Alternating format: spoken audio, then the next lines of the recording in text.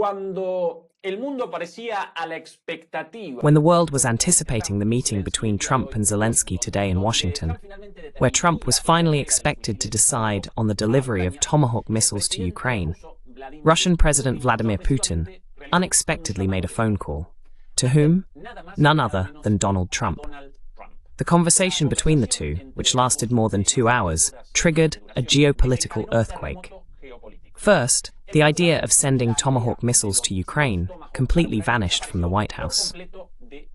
Second, Trump and Putin agreed to hold a personal meeting, this time in Budapest, where they could potentially establish an end to the war in Ukraine.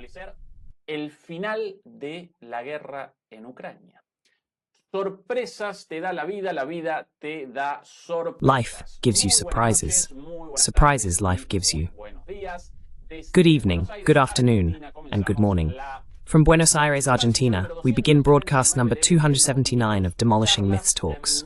Joining us tonight on the other side of the screen and across the Atlantic Ocean from Madrid, Spain, is Mr. Juan Antonio Aguilar. Juan Antonio, how's everything over there? How are you? Very good. Greetings to everyone. Juan Antonio, my friend, we have a lot to talk about today. On one hand, Putin and Trump and Zelensky, and later on, of course, the meeting between Vladimir Putin and Syria's interim president al-Gulani.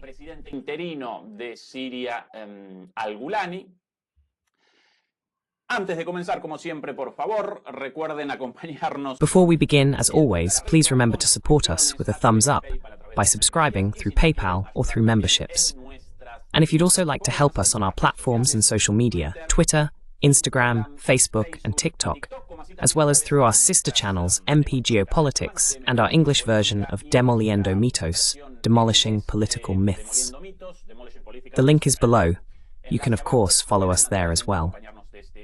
And with all that said, now, dear Juan Antonio, let's start with some of today's and yesterday's images.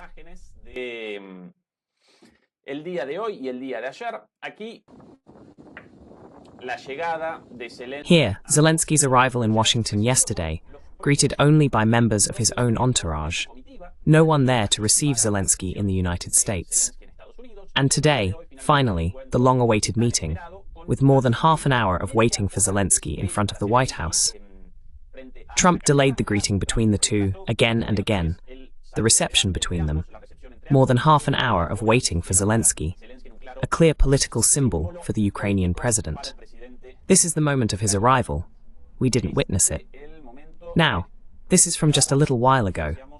And afterward, truly very, very interesting statements in this conversation. More than a conversation, in this monologue by Donald Trump. There,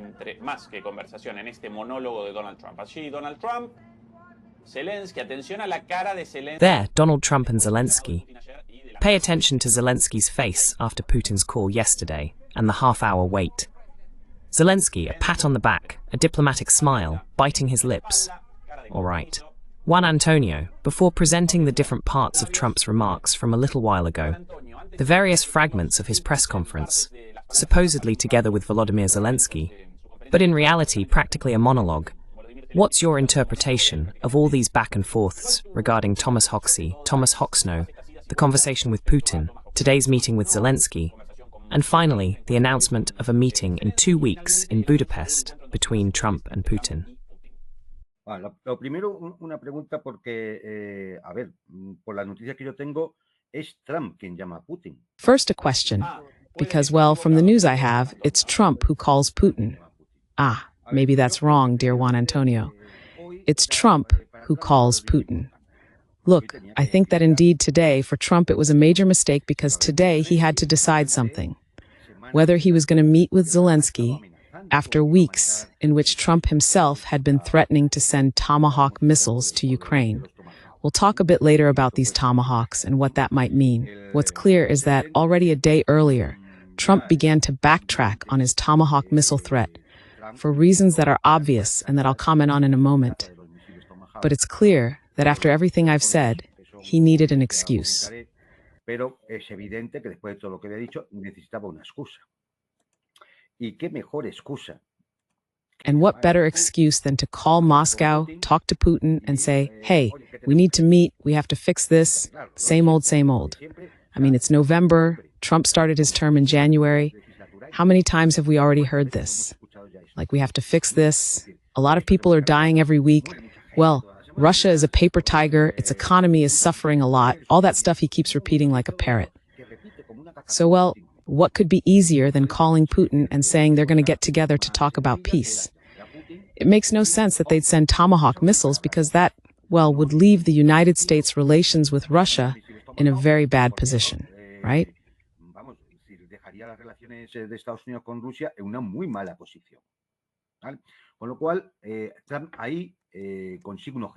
With that, Trump achieves a goal there, which is to have a way out of a very delicate issue, the launch of Tomahawk missiles.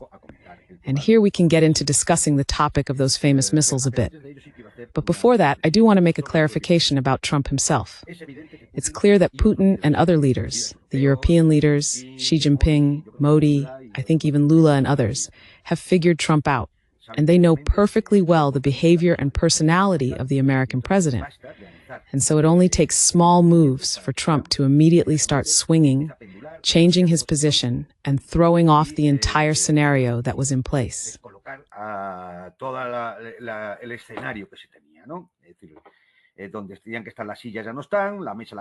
the chairs were supposed to be, they're no longer there. He moves the table somewhere else. This is what Trump constantly does in international politics. Why? Trump is a sickly egomaniac narcissist, to the point that, as you've already heard, he claims to have ended 8 wars. The goals are made up. There weren't even any wars. Everything happens thanks to him. He's the greatest. He's the one who deserves the Nobel Peace Prize, to win Eurovision, and to play in the World Cup. He's everything, because there has never been anyone greater than him in the history of humanity.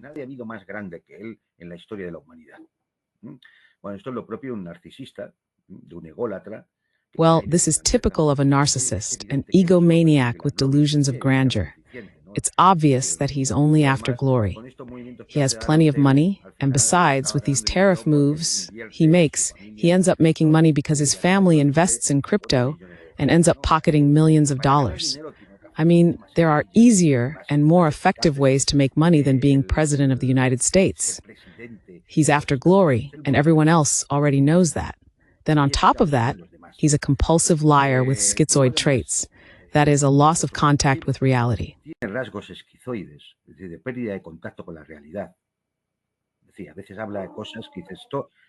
I mean, sometimes he talks about things and you wonder, does he actually believe this? Or does he think the rest of humanity is stupid enough to believe what he says, right?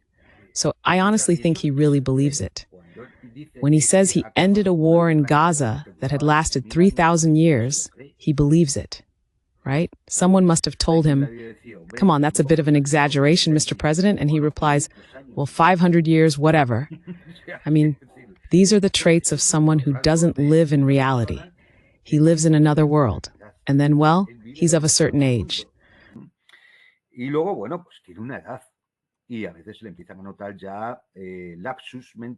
And sometimes you can already start to notice mental lapses that show us, well, what will happen to anyone who reaches that age. In other words, nothing unusual. But we all remember Biden. I don't know if that's very suitable for leading the world's top power and carrying the nuclear briefcase. Then there's Trump, who is an absolute intellectual pauper. He's illiterate. When it comes to international relations, diplomacy, or geostrategy, he knows nothing. Not even about defense. He hasn't got the slightest clue. and he gets himself into trouble all on his own. For example, with the Tomahawk issue, he gets into messes that someone later has to somehow get him out of, or they have to put on a show to try to get him out, right? Why?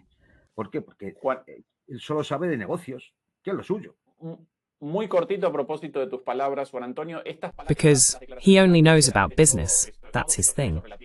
Very briefly, in response to your words, Juan Antonio, these are Trump's statements from yesterday, before all these events related to the call with Putin, the meeting in Budapest, because he wanted once again to present the resolution of the wars in Brazil as the result of his work as a mediator, and once again he concocted a new non-existent war. These are his words from yesterday. If you look, we're showing it again a bit from here. If you look at Pakistan and Iran, I told them I was in the middle of negotiating a free trade agreement with Iran, and Pakistan was going to be next. But because of the tariffs, they all backed off from their position. I heard that they're shooting at each other, and I said during one of my conversations... And then I hear that they're shooting at each other, that they're attacking one another. Are you guys going to go to what two nuclear powers we are thinking about? I said, here's the deal. And then I hear they're going to start a war, and I told them, you, both nuclear powers, are going to start a war. If you go to war, I'll impose a 200% tariff and won't trade with either of you. Within 24 hours, the non-existent war between Iran and Pakistan was over. Also, supposedly this happened in the context of negotiations for a trade deal with Iran.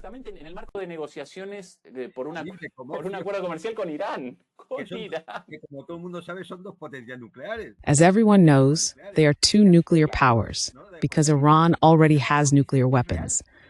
Nothing he says is real. Everything is confusing. He lives in another world, which is a symptom of very concerning schizoid traits. Because, the situation would be that they were lying to us and making fools of us all, right? But come on, not everyone is so ignorant as to not know what's happening day to day, and that there is no war between Iran and Pakistan, that Iran has no nuclear policy, that there is no free trade agreement, no 200% tariff or anything like that. That's just how he is.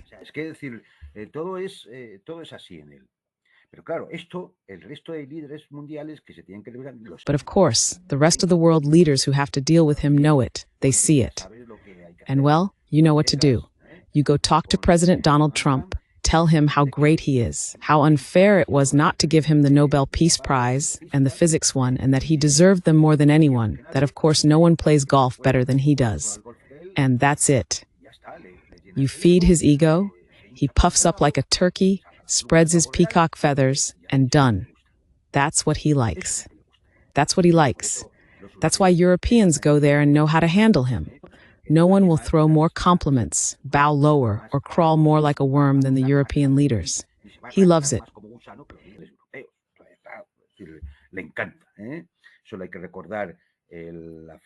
You just have to remember the signing of the ceasefire agreement in Egypt last week, how he treated the Europeans.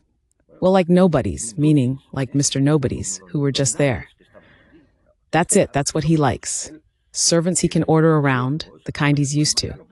Because as I said, what he knows is business, and his way of negotiating, which is also a very typical way of negotiating among small-time mafia types from the real estate and construction world. In other words, you sell me the lot, no? You don't? Then I start sending thugs, I pay you who knows how much. That's how it goes. This is how these people negotiate, the way of negotiating that Trump has learned.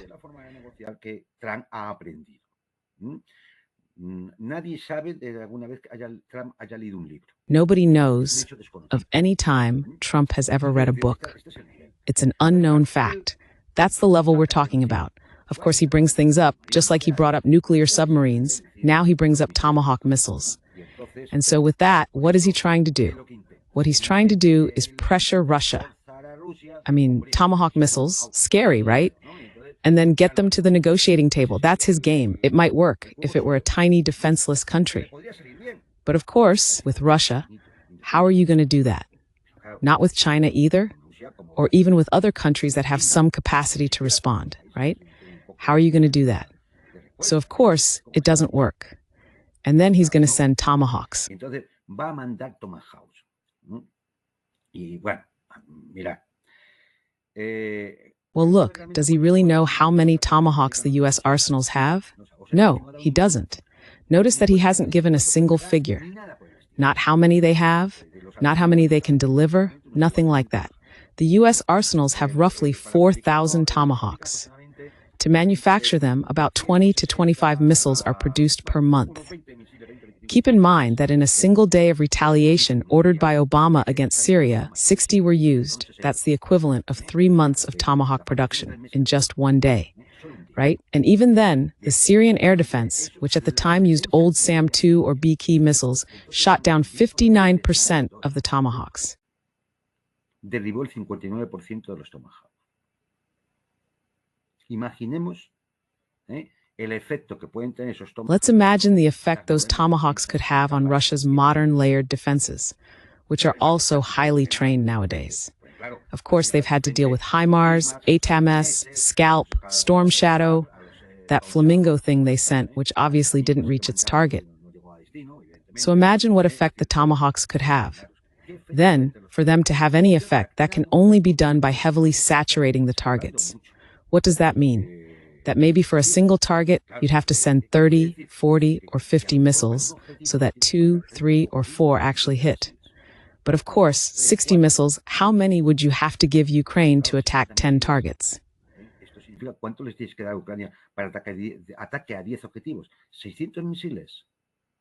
600 missiles. Out of the 4,000 in the arsenals? Impossible. Especially because 3,500 of those missiles are deployed in the fleet. Since they're naval missiles, they're launched from submarines or surface warships. Only a small number are currently being adapted to Typhoon launchers or similar systems that are still in development. What could the United States send? A couple of those launchers, which can fire 2 Tomahawks each time. How many? 20, 30 Tomahawks, 50 Tomahawks. What for? For a single target? For a show of force? So that Zelensky can have 5 minutes of glory on a TV program the next day? That's not going to have any impact on the course of the military campaign. And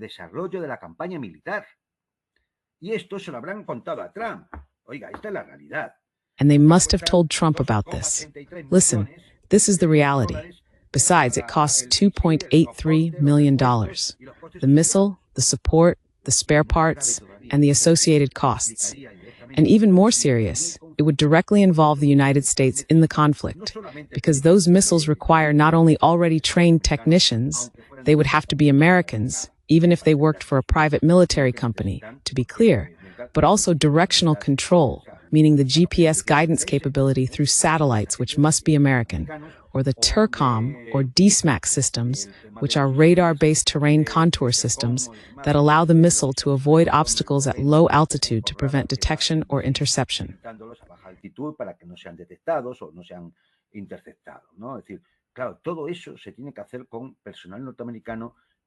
All of that would have to be done with American personnel, with American infrastructure, and it would directly involve the United States in the issue.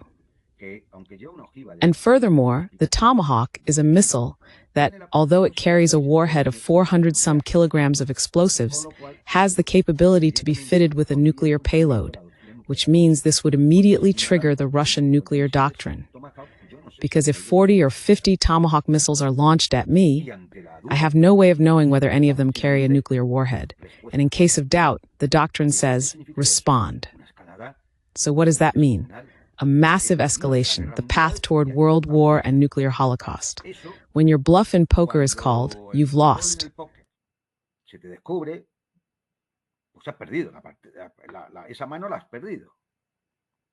You've lost that hand. The important thing about a bluff is not to get caught and then maybe you have a chance to win. But if your bluff is exposed, you've already lost the hand. Well, that's what's happening. Once the bluff is exposed, because the Russians aren't giving in an inch, send Tomahawks, send whatever you want. What's left? The only thing left is to concede the hand and withdraw as honorably as possible. And the most honorable way is, now Putin called, and since we're going to meet, because we're going to talk about peace, how am I going to send Tomahawk missiles to him? Which, on the other hand, we need ourselves. Trump's own statement. Yes, we have a lot. Of course, for him, 4,000 must seem like a lot, right? Sí, tenemos mucho. Claro, para él 4.000 debe ser muchos, ¿no? Tenemos mucho, pero es que lo necesitamos nosotros. Y es verdad que lo necesitan. We have a lot, but we need them ourselves. And it's true that they need them, because 4,000 tomahawks for a little one-month bombing campaign like the one over Iraq or wherever, well, that's enough. But for a prolonged war, are you going to be firing tomahawks for 6 months? Until the last one, right? And then what? Then you start producing 20 a month? Let's see, what are you going to do with 20 a month? It doesn't make sense, does it? And I think that's what this whole issue is about. Obviously, Putin, let's meet. Where? And here, I'm convinced, I haven't seen any confirmation anywhere, but I'm convinced that the Budapest proposal came from Putin.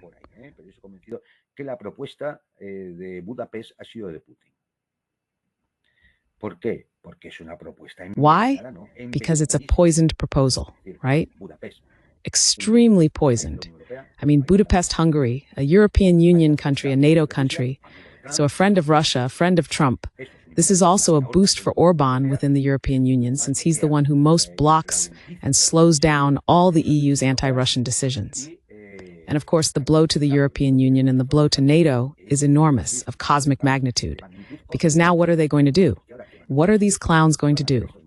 What are they going to do? Putin is going to set foot on EU territory, get off the plane, and be received with honors and a red carpet. And what is Mrs. von der Leyen going to do?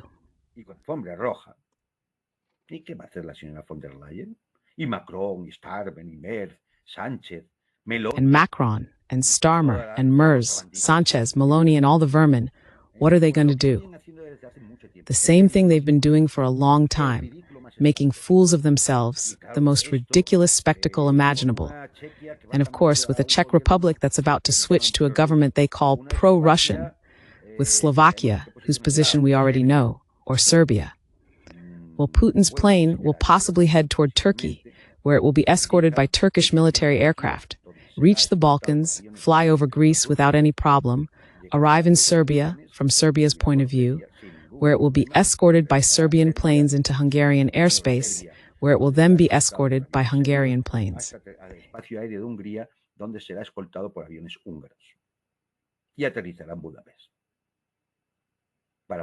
And they will land in Budapest.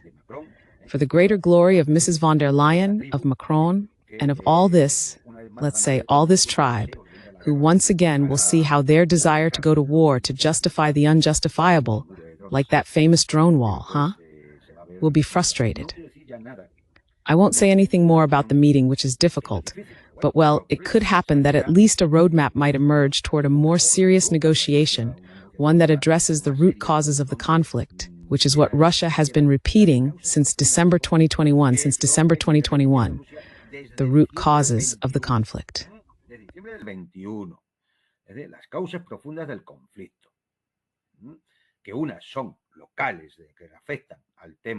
Some issues are local, related to the situation in Ukraine, and others are broader, concerning collective European security.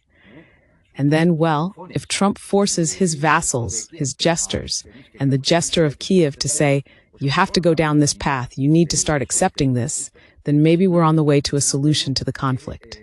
If not, I'm afraid this will go on as it is. What will Trump do? We don't know. It depends on the pressures within the White House, from the neoconservatives and all that crowd. He could do two things. One, provoke Zelensky to somehow block that path to negotiation, which would give him the excuse to say, I tried, these people won't listen to reason, I'm done, and withdraw from the conflict. Or listen to the neocons and the rest and try again. What? Pull another card out of thin air so he ends up with even fewer cards to play. What's he going to pull out? 500% tariffs on China? It's laughable. It's just laughable. What's he going to pull out? They've already sent the F-16s. They've already sent the Mirage 2000s. They've sent everything. The Tomahawks. They're going to send the Tomahawks under the condition I mentioned earlier. They're going to send the Tomahawks. And if the Tomahawks fail and make a fool of themselves like the rest of the weapons they've sent so far, what are they going to send next? Are they going to hand over nuclear weapons to Zelensky? ¿Le va a entregar armas nucleares a Zelensky? Juan Antonio, una pregunta sobre esto. Juan Antonio, a question about this.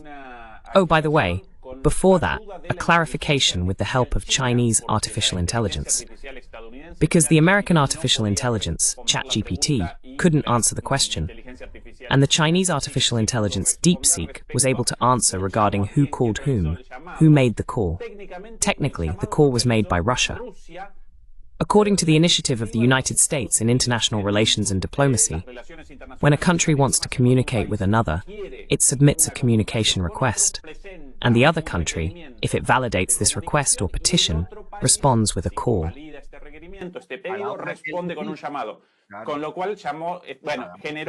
Which means that the contact was initiated by Trump himself, indeed. That is, if they ask me for a call, it has to be when I'm available. Therefore, the request is, Mr. Trump wants to speak with you. Fine, then tell him I'll be available this afternoon at 6, and I'm the one who's going to speak at 6 in the evening, upon request. That's why I was saying, interesting that ChatGPT couldn't answer the question, but DeepSeek, the Chinese one, did. If one day we talk about ChatGPT's anecdotes, you'll stop using it halfway through the campaign. Juan Antonio, ahora sí mi pregunta. Juan Antonio, now yes, my question. In your opinion, in the case that, this is a counterfactual question, but if indeed, despite all these issues, the United States had sent Tomahawk missiles to Ukraine, and Ukraine had carried out an attack with those missiles against Russia, with the possibility of some accidental impact due to the circumstances of the war, 20 missiles fired, maybe 1 or 2, they would hardly have delivered 50 Tomahawks, 21 fired, hitting some target in Russia. In your view, in that situation, would the Russians have responded, as many in Russia want, with an attack on US targets in Europe, or in a more intense way than what we've seen so far?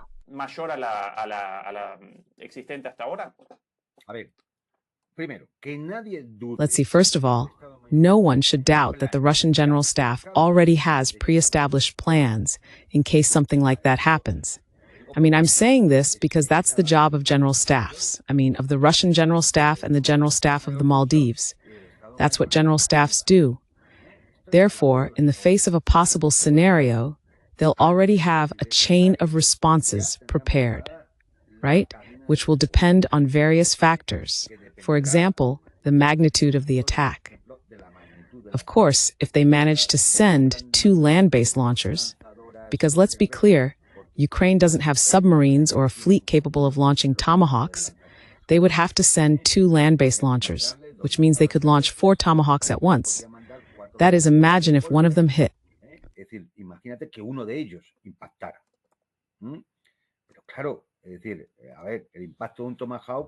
But of course, I mean, look, the impact of a Tomahawk, well, it's 450 kilos of explosives, which isn't very different from what the Storm Shadows carry. So we're not talking about something to make a huge fuss over. The thing is, since it has a longer range, it might hit a more sensitive target. For example, Moscow, imagine they launched it at Moscow. It might hit a more sensitive target, and depending on those factors, that's how the Russian General Staff would respond, which could be a brutal bombing of Kiev, like the one in Esny, for instance.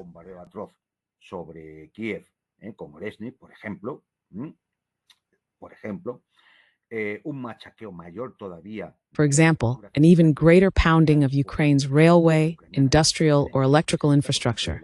Keep in mind that 60% of Ukraine's electrical infrastructure is destroyed, right? In recent days, we've seen total darkness in Kiev, Kharkiv, Odessa, Kirovohrad, and even Lviv. And winter is dangerously approaching. Gas facilities have also started to be destroyed. Gas storage sites that are absolutely essential for getting through the winters in Eastern Europe, where temperatures, as we know, drop many degrees below 0. So depending on the scale of the attack, that's how the Russian response would be.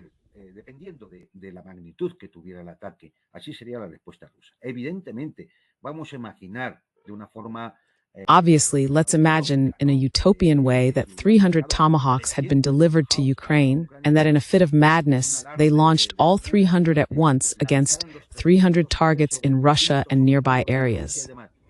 Assuming that were possible, it's very likely that the Russian response would be directed at NATO's logistical bases in Poland and Romania. That would be a first strike and perhaps even with a tactical nuclear weapon.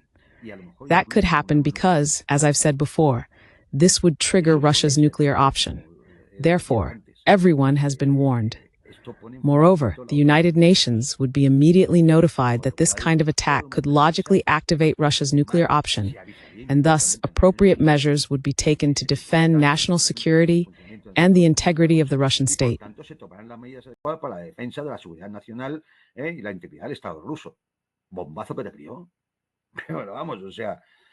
What a bombshell. Well, come on. I mean, the thing is, we've already seen all this before. I mean, I think 90% of their strength goes into talk, all these people, right? In the end, how many storms have they sent? Just what they had in their arsenals. The bare minimum has been left in the United Kingdom for national defense needs. That's it. So what was the United States going to do? Spend its Tomahawks in Ukraine? And then if tomorrow there's a conflict in the South China Sea, what do they have left? Nothing.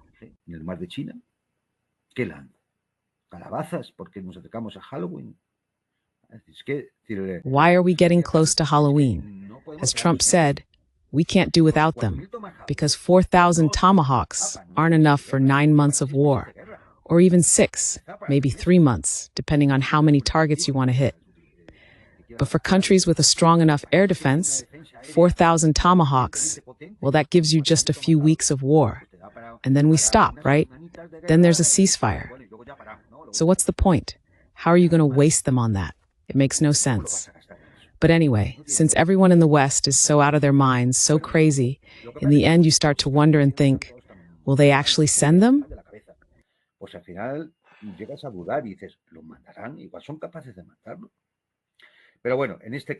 They might be capable of sending them. But anyway, in this case, it's clear that the number couldn't be that high. I think the Financial Times already mentioned it in an article. That is, it couldn't be more than 50 or 60 couldn't have been sent.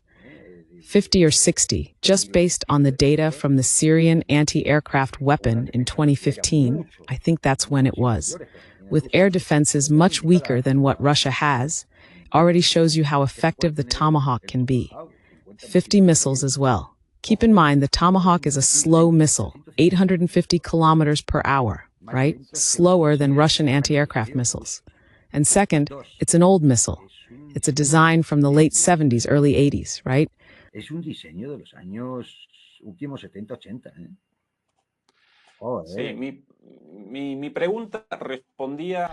My question referred to the internal situation in Russia, because so far, Juan Antonio, we've been witnessing a dynamic that goes like this. The West escalates, and Putin responds in a de-escalatory way, with territorial advances and the destruction of Ukrainian troops. Putin responds by winning the war. He doesn't respond to provocations. But of course, in Russian domestic politics, in Russian public opinion, many people are very angry for this reason. They want a stronger response, right? Not the strategic response of a geostrategist like Putin. So that's where my question comes from. To what extent can Putin still respond within the limits of his government's internal political possibilities, considering Russia's path toward victory, but at the same time the demand for a more forceful response? That's my question.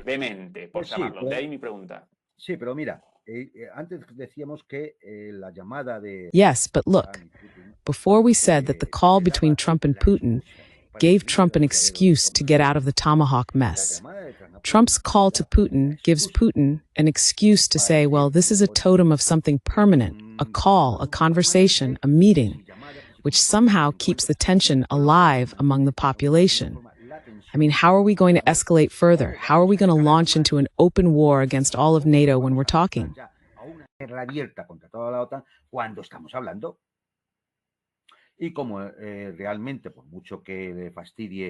And since, much to the annoyance of Western analysts, the social situation in Russia is actually quite good, and anyone who goes there can confirm it, there obviously won't be any reaction beyond the anger and the desire of many Russians, including many in the Russian political, social, and economic elite, to increase the tension, that is, the intensity of the conflict, because enough is enough, and it's true, enough is enough.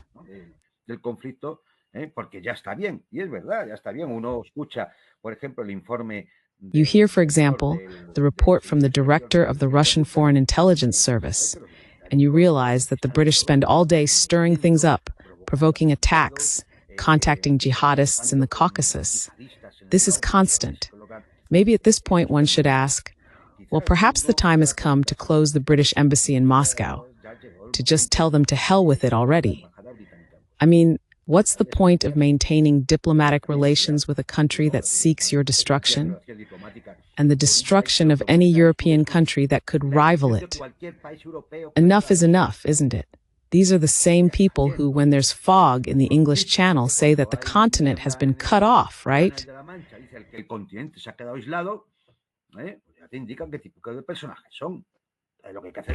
They don't tell you what kind of characters they are. What you have to do is cut and that's it, right? But anyway, I think geopolitics is cold, very cold. And in this, Putin is an expert, huh? In keeping that coldness.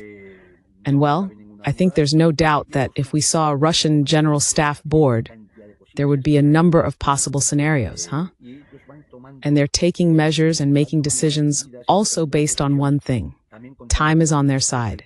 Time is on their side in every respect. In the global arena, in the global economy, in the development of the BRICS, in the weakening of the dollar, in the increase of... Just look at how long China, Russia, and other countries have been accumulating gold.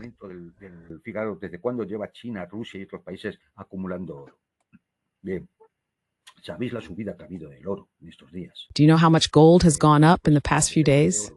Well, Russia's gold reserves have increased in value by $150 billion. $150 billion, just from the rise in gold prices.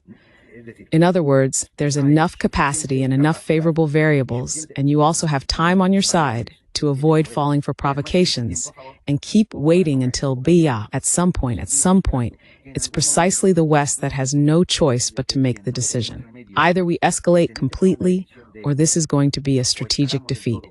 It will be NATO, led by the United States.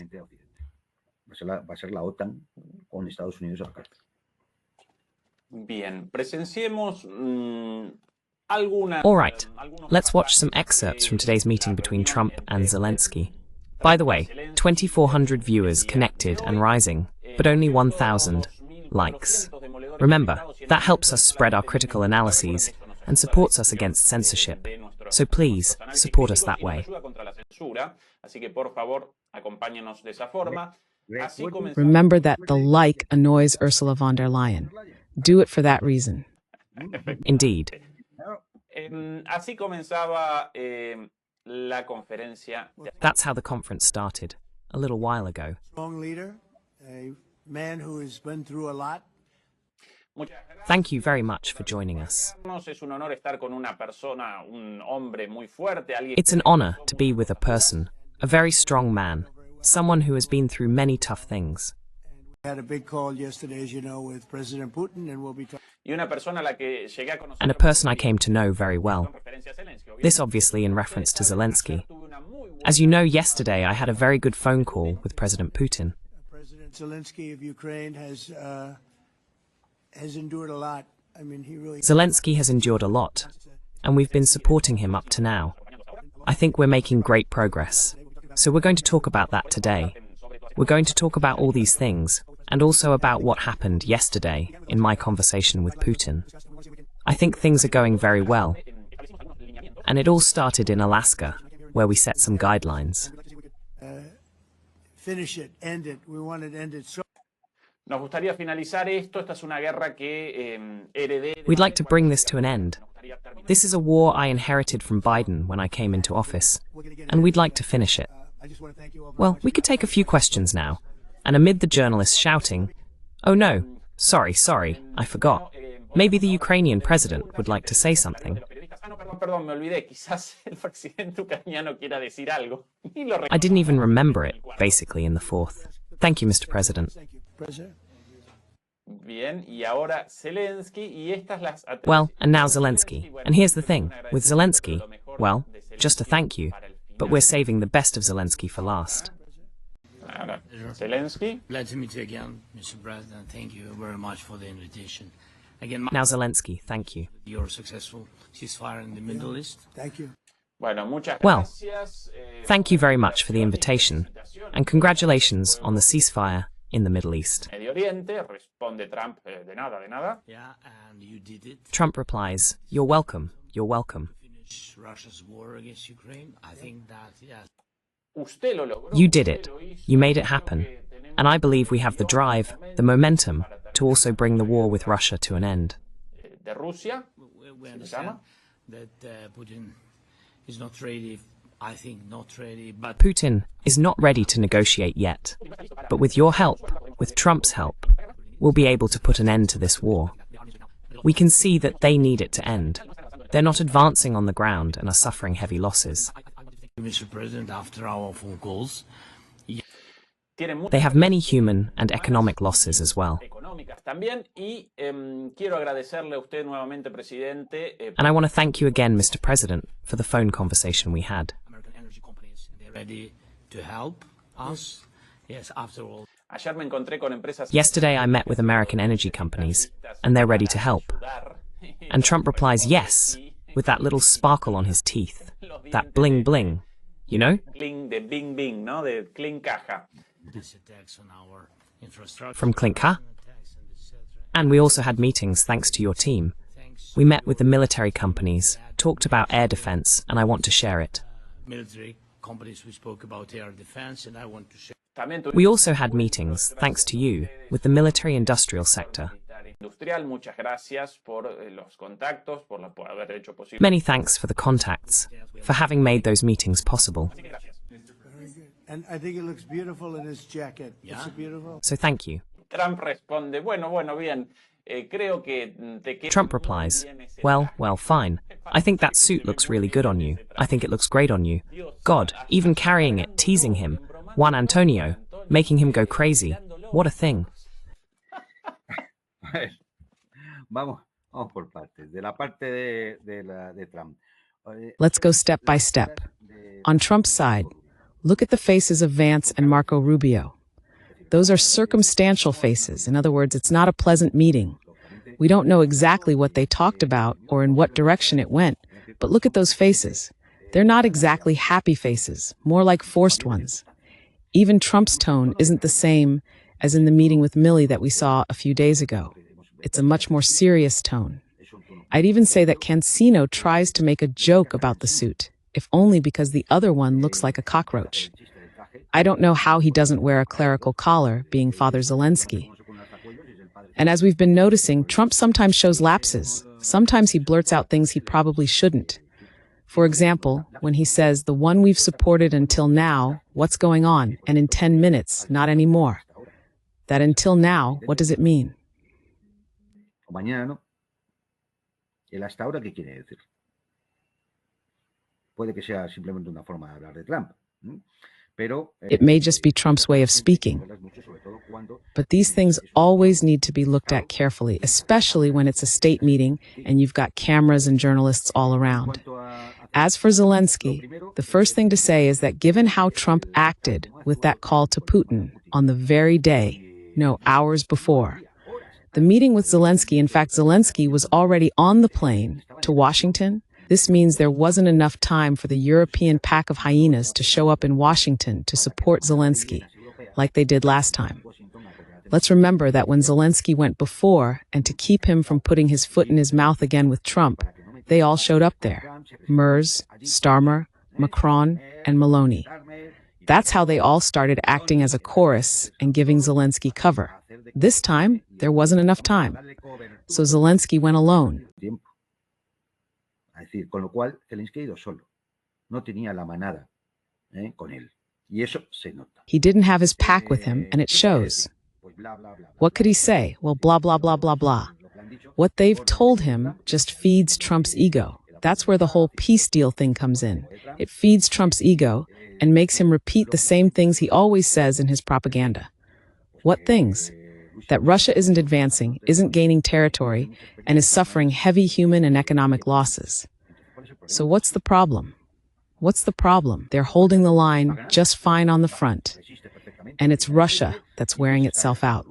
So let it continue. Let Russia wear itself out completely, lose its economy, collapse, run out of soldiers, and then you take back the territory. What's the problem? I mean, you can't believe your own propaganda, right?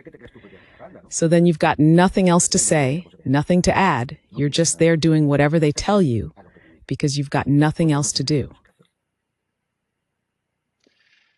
Por aquí, Juan Antonio, quizás lo más importante. Over here, Juan Antonio, perhaps the most important thing, in military and geopolitical terms, in this press conference regarding the Tomahawk missiles, both what Zelensky said and what Trump said, is this, the most important thing of all.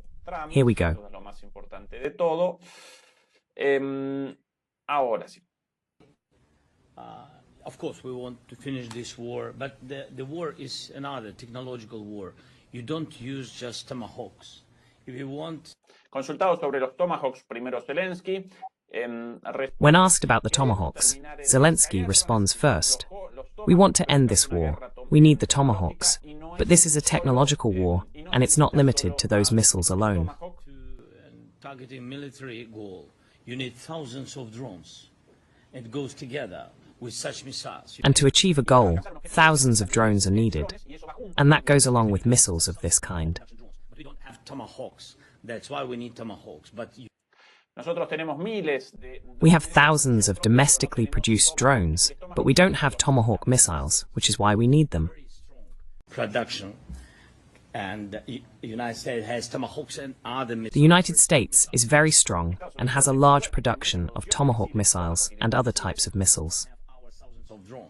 That's why where we can work together, where we... Pero podrían tener también nuestros drones. Por eso podríamos... But they could also have our drones. That's why we could work together, cooperate. And that way, we could help strengthen American production. A fortalecer la producción estadounidense. Y ahí el periodista con la repregunta.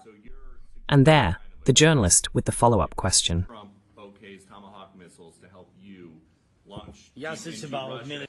Entonces, señor Zelensky, usted... So, Mr. Zelensky, are you suggesting some kind of exchange? If President Trump accepts your request for Tomahawks, the Ukrainian drones would be in return for the American Tomahawk missiles. Yes, of course. Yes, we have a proposal. Yes, we have that proposal. Zelensky ultimately replies. Sí, nosotros tenemos esa propuesta, responde Zelensky en última instancia. Tenemos esa propuesta. We have that proposal. Is that something that you would be interested in, Ukrainian? President Trump, no quiero aquí... President Trump, I don't want to make an arms deal here, but I want to ask you, would you be interested in this proposal to exchange Tomahawk missiles for Ukrainian drones? And now Trump. Y ahora Trump. We are, yeah, we would. We have a lot of drones right now. Yes, we are interested. We ourselves have thousands of drones, but we also buy drones from others, and they make very good drones. Drone warfare has advanced a lot as a result of this war. It's nothing like the jets. You know, we locked out a lot of drones. Pero tengo que decir, no hay nada como los cazas. No hay nada... But I have to say, there's nothing like fighter jets, nothing like combat aircraft. With our fighter jets, we shot down a lot of drones. We were doing it on behalf of Israel, against the Iranian drones. With extremely fast and powerful jets following the drones and knocking the hell out of them. And we have very powerful and very fast aircraft to destroy the enemy's drones. They were stealth. They were undetectable. So we have a lot. Chaposeando tonterías. Sabemos...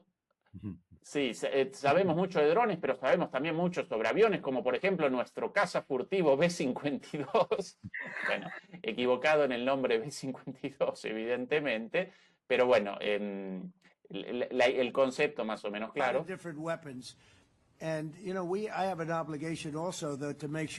And by the way, as president, I have the obligation to ensure that the United States is well supplied, that it has weapons available. De que tenga disposición de armas, porque tú nunca sabes lo que va a suceder en el futuro. Because you never know what's going to happen in the future. In war and in peace, you never know what's going to happen. Would much rather have them not need tomahawks. Y por eso vamos a hablar sobre los tomahawks, pero realmente... And that's why we're going to talk about the tomahawks, but we'd really prefer that they didn't need them. Because, you know, we're in it to get the war. Y en su lugar querría que se termine la guerra.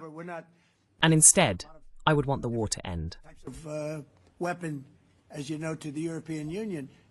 We're not in it for that. We're in it to get it over. We're losing thousands of people. We're selling thousands of weapons, but we're not involved in the tomahawk issue. And that's where he starts ranting again. Y ahí comienza con la perorata otra vez. Esta guerra genera muchos muertos. This war is causing many deaths.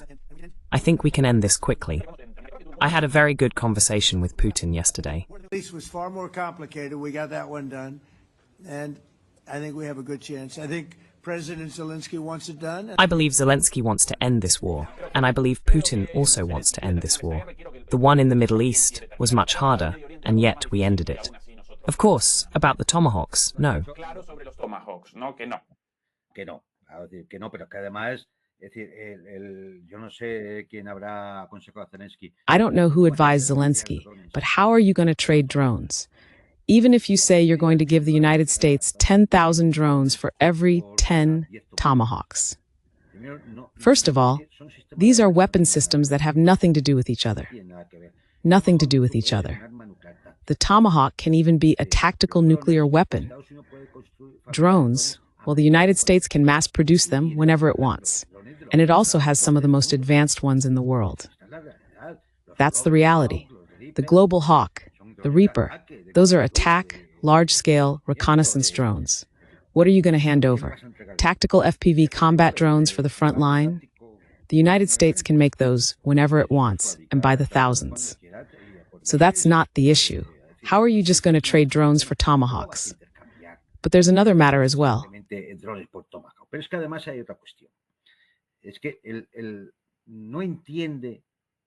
They just don't get it. Well, or maybe they do get it and are just putting on a show. The geostrategic significance of the tomahawk issue, as intermediate-range missiles capable of carrying nuclear warheads. That's what they don't understand. I mean, it doesn't even cross that cockroach's mind. So, what does Trump do? Tell them they also have drones and very fast aircraft to launch them. He brings up Petnagus, mentions the B-52, though I assume he meant the B-2, and says they can also build drones, and that the best thing is not to need drones at all. And what he's really saying is that when he says Putin wants to end the war and Zelensky wants to end the war, he's giving an order. You have to end the war. That's it. Because Zelensky isn't sovereign. He doesn't lead a government that depends solely on itself. Trump isn't a mediator in that situation. Trump no es un intermediario ahí. Trump sostiene el régimen de Kiev. Trump supports the Kiev regime. Therefore, he's the one giving the orders. And well, all this staging, all this theater is done because in the end, Trump has to shield himself by claiming he's not an active part of the conflict. He always repeats the same spiel, the same speech, that this is something from Biden that he inherited and so on and so forth. But he knows, meaning he can't pretend not to know, that he's part of the conflict and he's the one giving the orders. And in the end, Zelensky will have to do what he says, especially if he's not accompanied by the pack of Europeans who are there trying to get into the American president's head. Because there are many overlapping interests here. The interests of the U.S. military-industrial complex, which meets with Zelensky before he meets with Trump, and therefore will have given him the proper advice. Con lo cual le habrán dado los consejos adecuados. Tienes que decirle al presidente que... You have to tell the president that, of course, he keeps talking nonstop, or the European vermin go on a constant pilgrimage to Kiev to see him. Kiev must have some secret that makes everyone go there.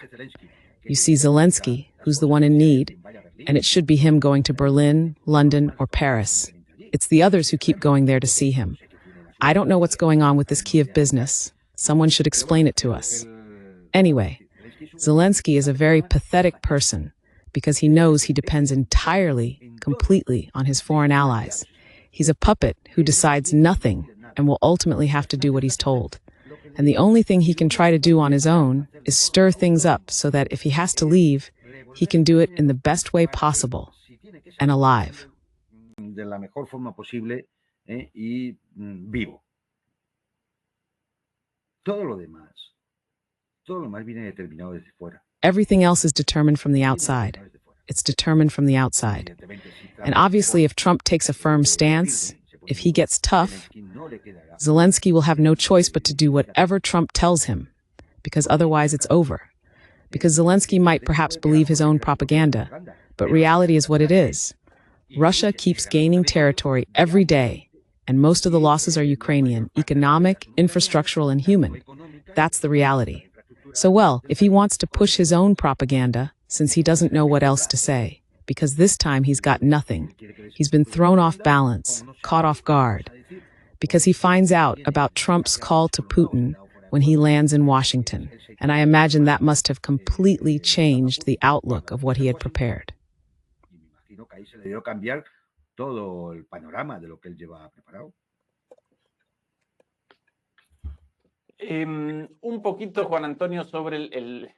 A little bit, Juan Antonio, about Trump trolling Zelensky at this meeting. Things like, for example, this detail here, we'll show them as they come up, because this meeting took place just minutes ago, still ongoing until a little while ago. For example, if you can help me with this. 1 second, dear Juan Antonio. Pete Hegseth's tie, the Secretary of War. For some reason, the image downloaded but not the video. Here's the tie. Now, yes, here we present it. Acá lo presentamos.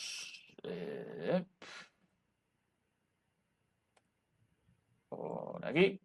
Ahora sí. Bueno, este el momento. Over here. Now, yes. Well, this is the moment. On the right, Hegseth, and there's Trump in the center saying, that was beautiful about some earlier craziness. And now, the moment when he came in, we played his music. We made a beautiful moment about someone's entrance.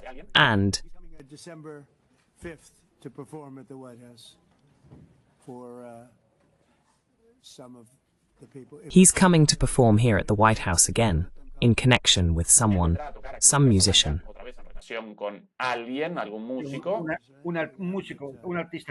A musician, an artist who had been at the meeting with Zelensky earlier. Yes, there was an artist at the White House. After that, the meeting was delayed. It was Andrea Bocelli, one of those musicians. Well, thank you very much, everybody. It's an honor to be with a very... Well, that's where the meeting begins, and it's the general overview.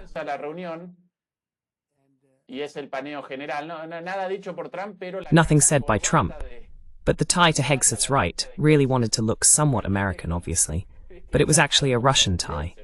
Juan Antonio.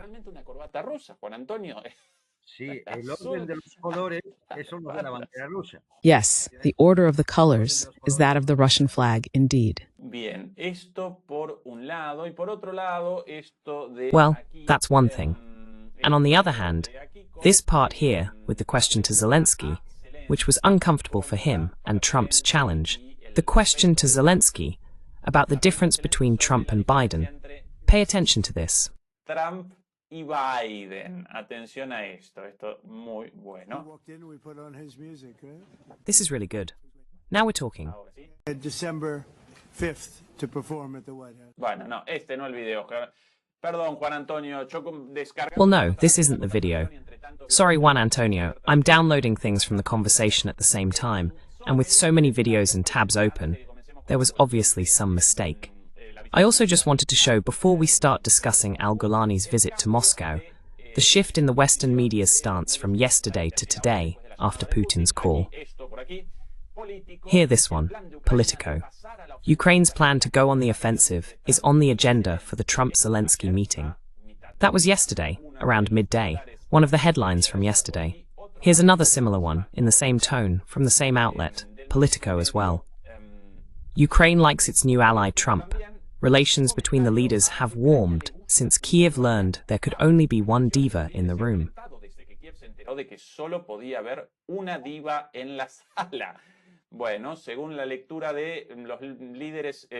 Well, according to the reading of the US media, after Zelensky adjusted his stance toward Trump, from then on, Trump supported, at least until yesterday, Zelensky's requests for Tomahawk missiles. But immediately after the phone conversation between Trump and Putin and the announcement of their meeting, there was suddenly a clear change in tone. Here, for example, Bloomberg, just a few hours ago, Trump's plan for a second meeting with Putin undermines momentum toward Ukraine, a headline of disappointment on one side.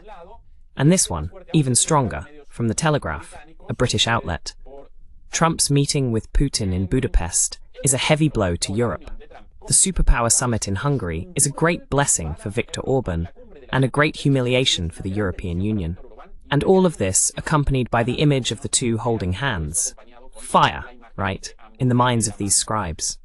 Fuego, ¿no? En las mentes de estos escribas. The blow is obvious. We've talked about it before. The blow that Putin dealt to the European Union by deciding that the meeting would take place in Budapest. That's clear. As for the offensive, going on the offensive, how is he going to go on the offensive? Can someone tell me with what? Are the Tomahawks supposed to be the offensive? Was that going to be the offensive? But come on, can't these people read a manual on military operational art to understand what a military campaign is? I just don't know. I mean, look, I know that, and this also happens with Spanish commentators and analysts, their brains are fried from reading so much Anglo-Saxon press. All those who spend all day with Bloomberg, the Wall Street Journal, and the rest end up with their heads turned into scrap metal. Mentally, total junk.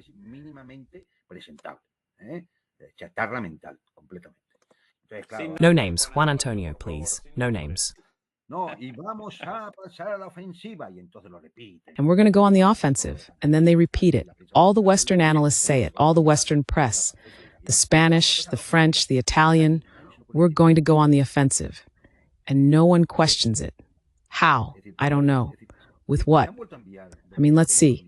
Have armored vehicles? Tanks been sent again? Moreover, is there enough artillery ammunition for an offensive? Yes, but what are they even talking about? They have no damn idea what they're saying.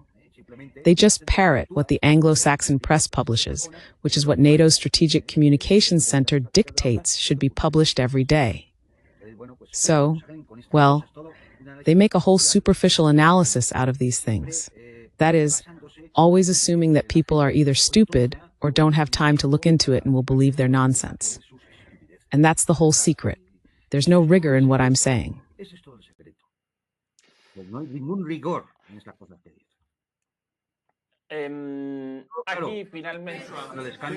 Here they finally leave him out of the game. What has happened in 48 hours, indeed? Now, yes. And this, the latest on this issue, Zelensky's misstep regarding Biden. Here comes a question for Zelensky.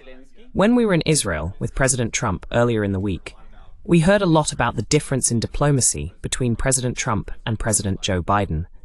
President Zelensky, from back here, is addressed by a Fox journalist, one who was always at all of Donald Trump's press conferences. Trump likes him a lot. He always calls on him first for questions, and he has a strongly pro-Trump stance.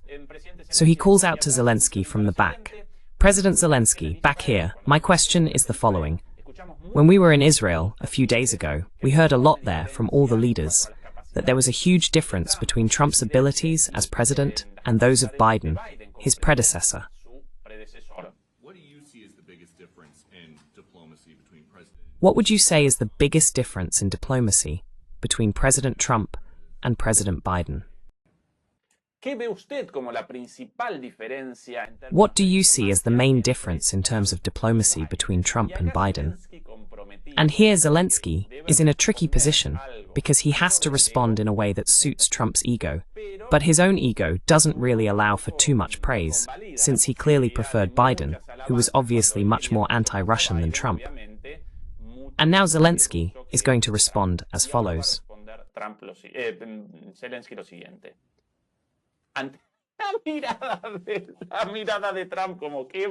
Trump's look was like, "What are you going to say now, Shorty?"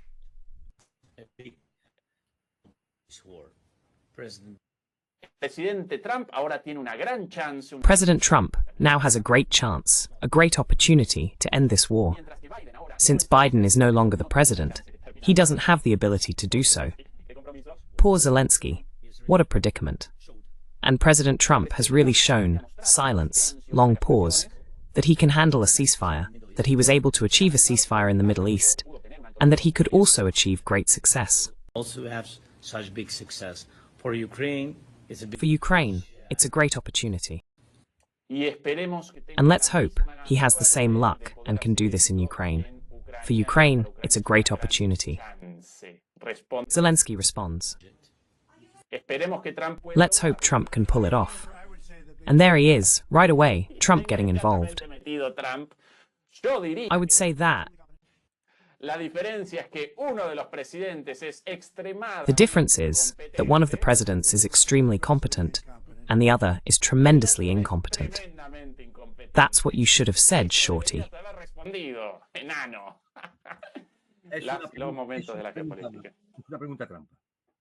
It's a trick question, that's obvious. It was designed to expose Zelensky clearly. I mean, a journalist, let's say from the same network, or maybe just some random person, might say, how did he come up with that? At least Zelensky brought it up. But a journalist from the network isn't going to ask a question in a situation like that that hasn't been clearly agreed upon with the presidential office. And of course, Trump is waiting for the answer. That's why he's on edge, like a cat, waiting to see what he'll say.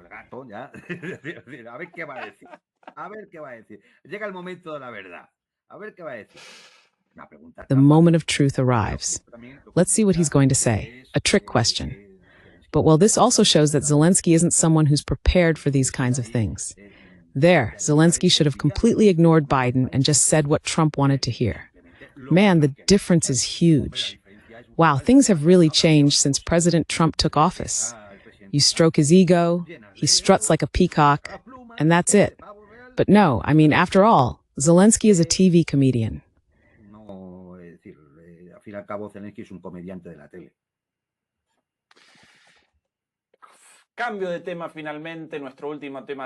Change of topic, finally. Our last topic for today, with these images, Al-Golani visiting Moscow in a meeting with Trump, which naturally caused a lot of outrage because of Al-Golani's past as a beheader. But the other day, at least in passing, with Fernando, we brought up some issues regarding the strategic importance of this. Juan Antonio, your take on this, because there's a lot to unpack here. This is very important. It may not seem like it, but it's very important. And we have to start with a few aspects that must be taken into account. First, these images are unpleasant for everyone, possibly even for President Putin himself.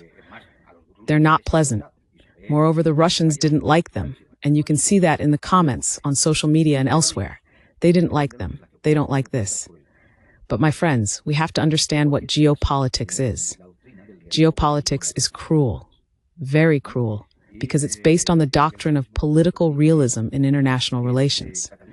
And realism tells you that since Catherine II of Russia, it's been said that the keys to the Kremlin are found in Damascus.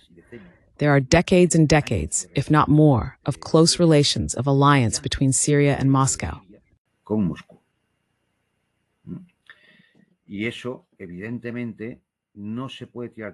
And that obviously can't all be thrown overboard because of what happened. Someday we'll fully know the truth about what happened when Bashar al-Assad's regime collapses and these figures reach the government in Damascus.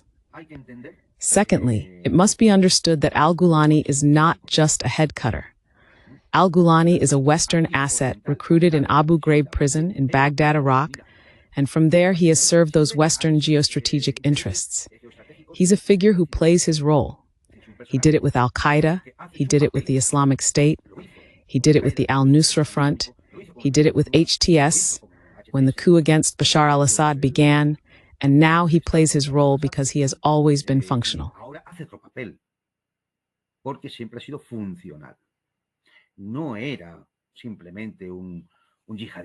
He wasn't just a jihadist, he was something more than a jihadist. That must be taken into account. I know that, as I said, None of us like it, but no one here can reproach anyone on moral grounds. No one. Because here, everyone, every part of the democratic and non-democratic West, including the Arab countries allied with the West, has supported, armed, financed, and sustained these people. The ones who end up taking power in Damascus, including the United Nations, the European Union, Israel itself, and Turkey, a NATO country as well. In other words, everyone.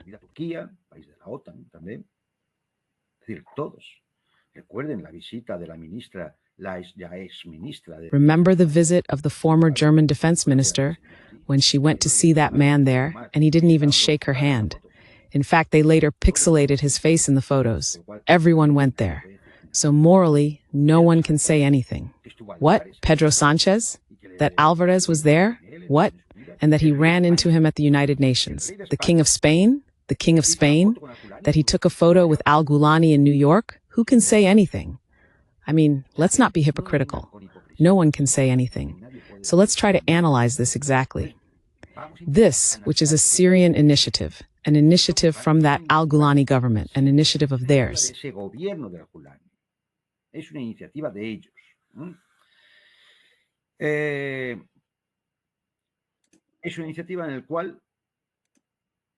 It's an initiative that was welcomed in Moscow. It's true that there could have been fewer cameras, but I believe there were very important things to negotiate. For example, ensuring that Damascus respected the previous agreements reached with Bashar al-Assad's regime and the payment of the debt, which are national interests for Russia. And here there's a fundamental geostrategic aspect. As I said at the beginning, geopolitics is very cruel, and the Russian military bases in Syria are essential. Because it's not just about controlling access to the eastern Mediterranean. No. It's that the Russian airbase in Syria is the necessary stopover for the deployment of Russian forces in Africa.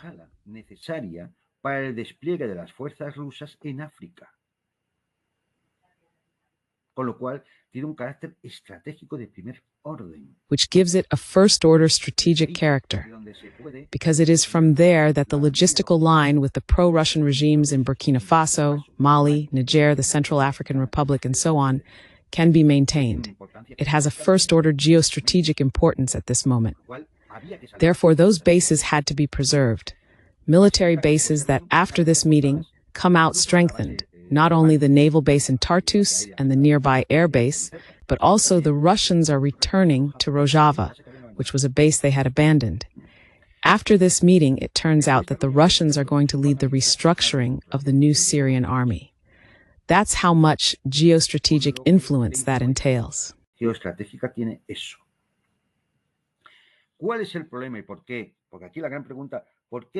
What's the problem and why?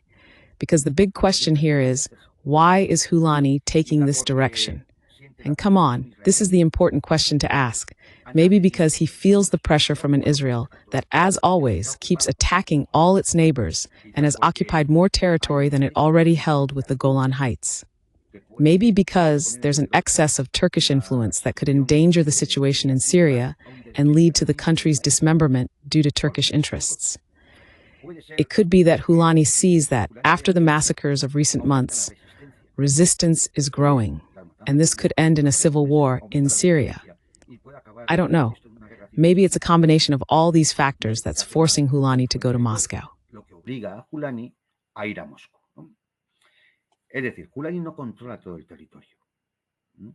That is to say, Ghulani does not control the entire territory.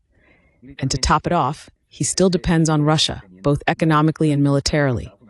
Militarily, because he still maintains a structure fundamentally based on Russian weaponry, but also economically, because the grain that reaches Syria comes from Russia. The grain that feeds Syrians comes from Russia. After this meeting, Russia continues, well, let's see, to provide support to actors who are not the ones in power in Damascus. That is, the resistance to the UI, the Shiite and Christian resistance, along with sectors of the former Syrian army.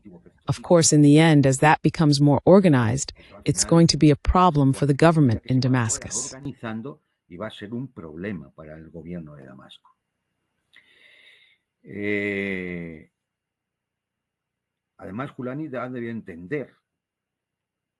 Moreover, Hulani must have understood or must have seen that the Russian bases serve as a strategic shield at certain times against Israeli military operations. Even more so if the Russians resume patrolling the border with Israel, which is what came out of the meeting. The Russians are the protectors of minorities. That is where the Alawites and Christians took refuge during the clashes. In the Russian bases, there were thousands upon thousands of Christians and Alawites, because they were the only ones protecting them. Throughout the West, not even the Vatican has done anything for the Christians of Syria. Therefore, be careful. These things matter.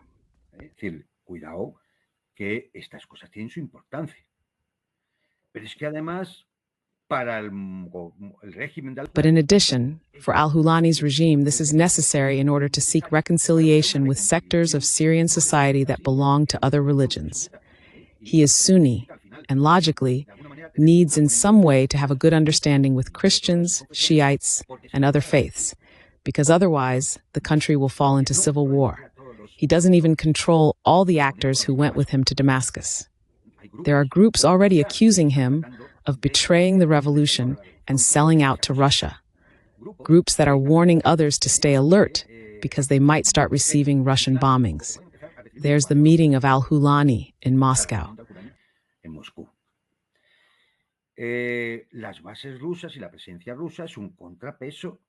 The Russian bases and presence are a counterbalance, as I said, to Turkey's influence, which may be seeking to annex areas in northern Syria.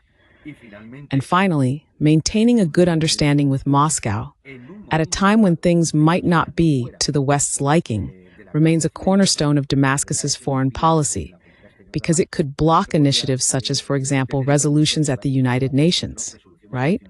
And at a given moment, Moscow could veto them. In other words, Hulani is no fool and knows exactly what's at stake. As I said, he has already requested the return of Russian patrols to the border with Israel.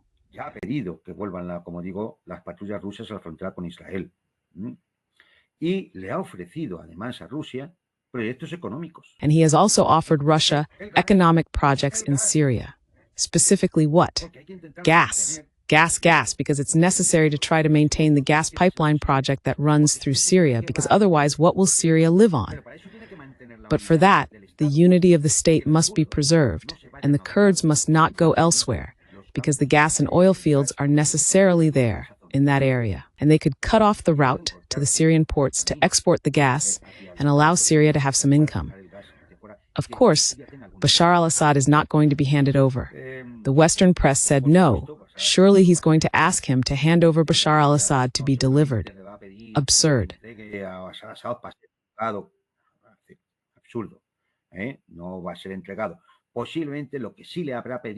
It's not going to be handed over. Possibly what he may have asked Moscow Putin is not to arm the Ba'athist resistance, which at some point could confront him, right? But that resistance, we shouldn't fool ourselves. It's going to take years to emerge because it has to reorganize from scratch and under very difficult circumstances.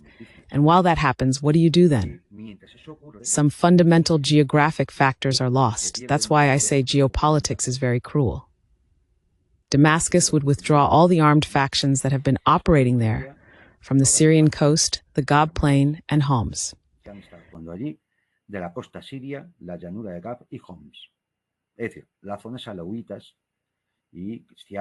That is the Alawite and Christian areas, and also where there are Shiites, which are moreover close to the Russian bases and so on. Returning the land to its owners, land that has often been stolen by warlords from those factions. Another point is to reinstate the officers and non-commissioned officers of the former Syrian army to their posts. Another point is that public security in those areas should be handled by people from those areas, not by armed factions coming from elsewhere.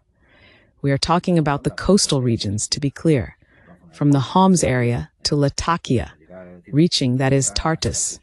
The agreement leads to the deployment of Russian forces throughout the coastal areas and their former positions.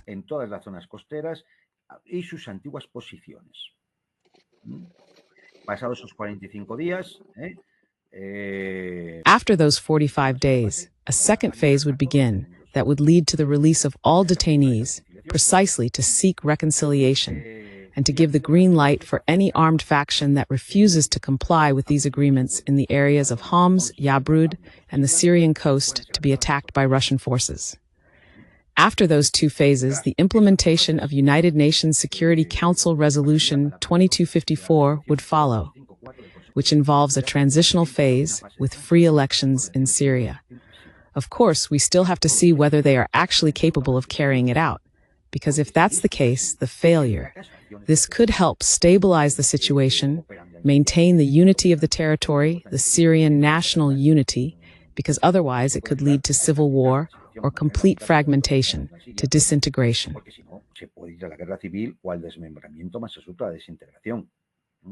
Well,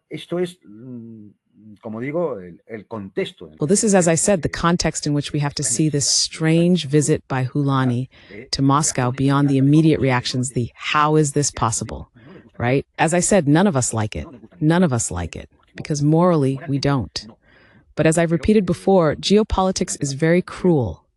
And in a moment of global confrontation, of hybrid world war, we have to look at every piece under a magnifying glass and see what consequences each decision made might have in that world war. This doesn't mean that, of course, we shouldn't continue encouraging the Syrians to fight for their future, to fight for their freedom, for their sovereignty, for their independence, and to hope that circumstances will start to favor them.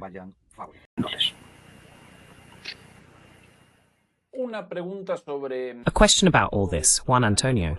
By the way, your analysis is spectacular, with many additional elements compared to what we discussed last time with Fernando.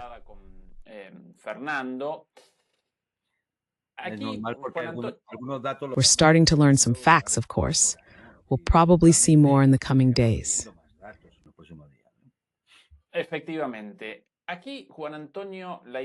Exactly. Here, Juan Antonio is the image of Al-Ghulani as a young man. This is an image that was unknown until now, evidently provided by him for his interview on 60 Minutes, one of the historic programs of American television, with which he did an interview some time ago. This corresponds to the time when he was a young middle-class man, the son of parents in a relatively good position, and from then on, he began to participate in an Islamist organization. With a background different from that of the rank-and-file militants of Islamist organizations, usually very poor people in extreme situations, peasants recruited for other reasons, here we are clearly witnessing the existence of a person with a different profile.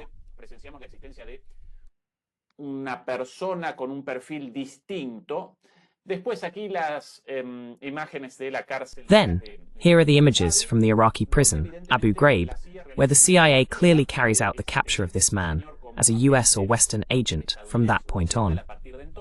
But considering all these circumstances, Juan Antonio, couldn't a figure like this in the future make another turn toward a different side and start serving other masters?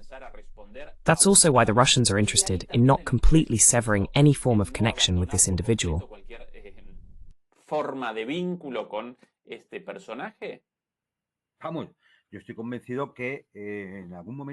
Come on, I'm convinced that at some point the Russians already knew who this guy was, and that if Bashar al-Assad's regime fell, he had all the chances. I'm sure Al-Ghulani has had more protection than we imagine. Why? Because he was probably the kind of guy who, well, being an intelligence agent, in the end he's going to work for whoever he has to work for, possibly also for himself. And on top of that, he was very well trained to do everything from committing atrocities, as he did, to knowing exactly how to present himself, what tie to wear, and what suit to put on when meeting the President of the United States.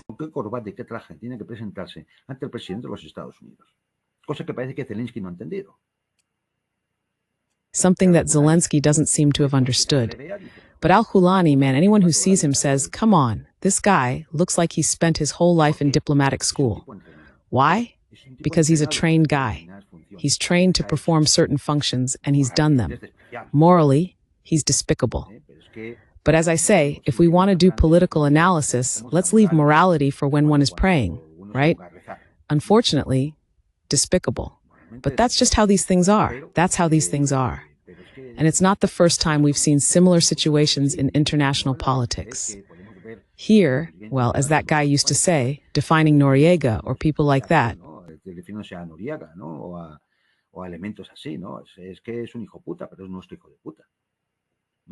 He's a son of a bitch, but he's our son of a bitch. Why? Because there are much more important issues at stake than whether so-and-so or such governs in a given place. So what I want is for the analysis to be understood. That is, why things happen. This isn't about saying this one's good, that one's bad, or as people often read, look, of course, now Putin's shaking hands with this guy too. Well, sure, and he would have shaken Saddam Hussein's hand if it had been necessary. And look how they've always treated poor Kim Jong-un, the things that have been said. And yet there he is, being received with honors in Beijing. En cambio, ahí está. Se le recibe con honores en Beijing. And Putin treats him with kid gloves. Why? Because he's such a great and brilliant guy and all that? No, because there are geostrategic interests at stake. Because what's on the line is huge. Because we're in a hybrid world war for global hegemony, for what will determine how history unfolds in the coming decades. If you look back at history, you'll see similar situations at other times, before World War II. For example, how many times have we heard people rant about the Ribbentrop-Molotov Pact between Nazi Germany and the Soviet Union? How many times?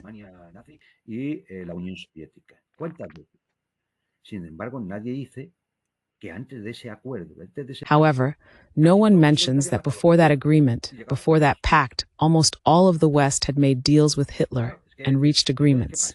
Of course, so what does that mean? That Stalin was immoral, right? And the Trotskyists have been going on for 8 decades with the same old sermon about the sacred Molotov Pact, without remembering, without reminding us, that Trotsky arrived at the Russian Revolution, arrived in Russia when there was no Russian Empire, yet with an American passport and plenty of money in his pocket. So in that sense, everyone here has a lot to keep quiet about. And moral lessons? None. Even if only for the protection of Christians, the Shiites who live in Syria. Even if only for that.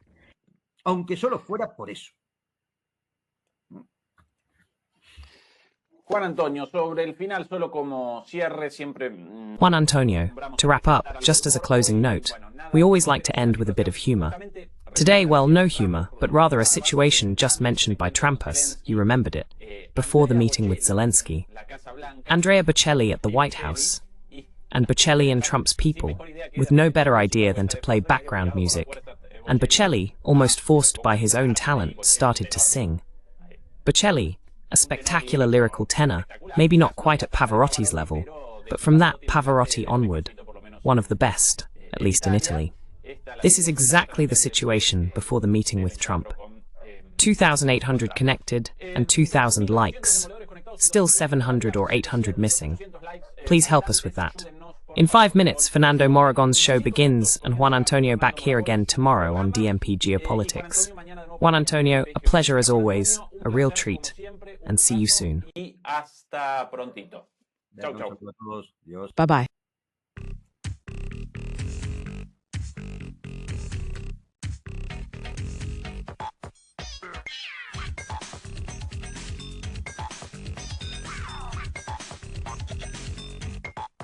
Yeah.